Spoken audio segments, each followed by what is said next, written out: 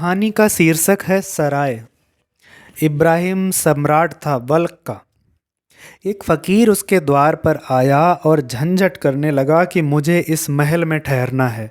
लेकिन वह महल नहीं कह रहा था, वह कहता था इस सराय में मुझे ठहरना है। बड़े ज़ोर ज़ोर से लड़ रहा था पहरेदार से। पहरेदार ने कहा, 1000 दफ़े कह दिया, ये धर्मशाला या सराय नहीं है। सराय गांव में दूसरा है। ये राजा का महल है। ये राजा का खुद का निवास है। तुम होश में हो?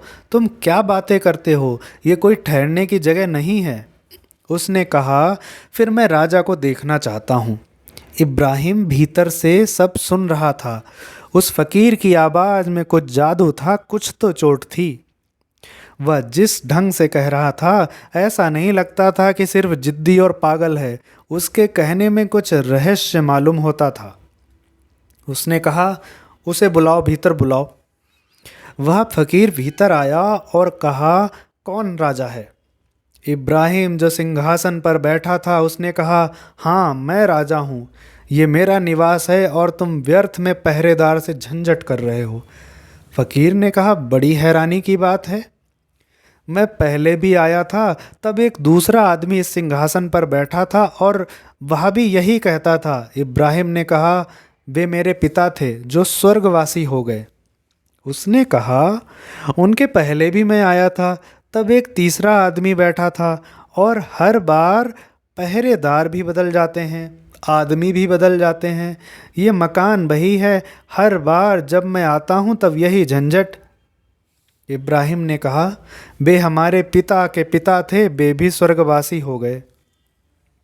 उसने इब्राहिम से पूछा, जब मैं चौथी बार आऊँगा तो मुझे यहाँ मिलोगे? इस सिंहासन पर कोई और बैठा होगा।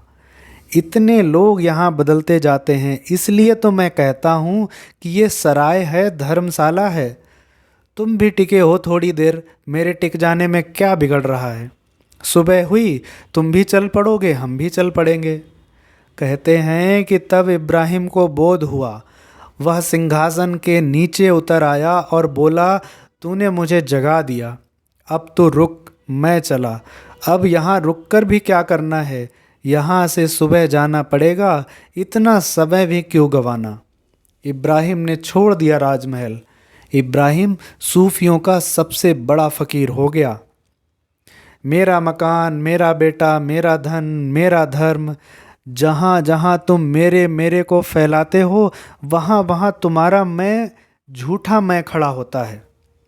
जो मैं या मेरे के फैलाव से बनता है उसी को अहंकार कहते हैं, और जो मैं सब मेरे के टूट जाने पर बचता है वही सच है।